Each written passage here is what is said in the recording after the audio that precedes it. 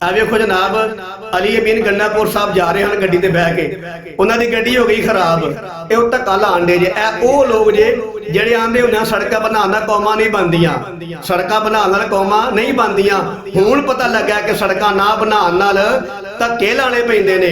ਜਨਾਬ ਵਾਲਾ ਸੜਕ ਬਣੀ ਹੁੰਦੀ ਤੁਸੀਂ ਮਾਸ਼ਾਅੱਲਾ ਆਰਾਮ ਨਾਲ ਜਾਂਦੇ, ਅੱਛੇ ਤਰੀਕੇ ਨਾਲ ਜਾਂਦੇ, ਅਕਸਰ ਤਰੀਕੇ ਨਾਲ ਜਾਂਦੇ, ਕੋਈ ਟੈਨਸ਼ਨ ਨਹੀਂ, ਕੋਈ ਪ੍ਰੋਬਲਮ ਨਹੀਂ, ਕੋਈ ਪਰੇਸ਼ਾਨੀ ਨਹੀਂ। ਹੁਣ ਲੱਗਾ ਜੇ ਪਤਾ ਤੁਸੀਂ ਧੱਕਾ ਲਾਣ ਦੇ ਉਤਰ ਕੇ, ਇੱਥੇ ਪਤਾ ਲੱਗਣ ਡਿਆ ਹੁਣ ਕਿ ਸੜਕਾਂ ਬਣਾਉਣ ਦਾ ਫਾਇਦਾ ਹੈ ਕਿ ਨਹੀਂ ਹੈ। ਅਗਰ ਸੜਕਾਂ ਬਣੀਆਂ ਹੁੰਦੀਆਂ ਤੇ ਤੁਹਾਨੂੰ ਜ਼ਲਾਲਤ ਨਾ ਉਠਾਣੀ ਪੈਂਦੀ, ਲੇਕਿਨ ਤੁਹਾਡੇ ਵਾਸਤੇ, ਤੁਹਾਡੇ ਜੇ ਲੋਕਾਂ ਵਾਸਤੇ ਜ਼ਲਾਲਤ ਤੁਹਾਡੇ ਮੁਕੱਦਰਾਂ ਤੇ ਲਿਖੀ ਹੈ। ਲਿਹਾਜ਼ਾ ਨਹੀਂ ਹੱਕ ਬਣਦਾ ਕਿਸੇ ਹੋਰ ਦਾ ਕਿ ਤੁਹਾਡੇ ਵਾਸਤੇ ਸੜਕਾਂ ਬਣਾਈਆਂ ਜਾਣ। ਸੜਕਾਂ ਬਣਦੀਆਂ ਉਹਨਾਂ ਲੋਕਾਂ ਵਾਸਤੇ ਜਿਨ੍ਹਾਂ ਦੇ ਜ਼ਮੀਰ ਜਾਗਦੇ ਨੇ, ਜਿਨ੍ਹਾਂ ਦੀ ਗੈਰਤ ਜ਼ਿੰਦਾ ਹੈ, ਜਿਨ੍ਹਾਂ ਨੂੰ ਫਾਇਦਾ ਨਜ਼ਰ ਆਉਂਦਾ ਹੈ, ਜਿਹੜਾ ਫਾਇਦਾ ਚਾਹੁੰਦੇ ਨੇ ਤੇ ਤੁਸੀਂ ਫਾਇਦਾ ਚਾਹੁੰਦੇ ਹੀ ਨਹੀਂ। ਲਿਹਾਜ਼ਾ ਤੁਹਾਡਾ ਇਲਾਜ ਇਹ ਹੀ ਹੈ ਕਿ ਤੁਹਾਨੂੰ ਜਗ੍ਹਾ ਜਗ੍ਹਾ ਤੇ ਉਤਰ ਕੇ ਧੱਕਾ ਲਾਣਾ ਪਵੇ। ਉਹਨਾਂ ਦਾ ਫਿਰ ਉਹੀ ਹਾਲ ਹੁੰਦਾ ਜੇ ਜਿਹੜਾ ਅਮੀਨ ਅਲੀਪੁਰ ਗੰਡਾ ਦਾ ਹੋਣ ਡਿਆ।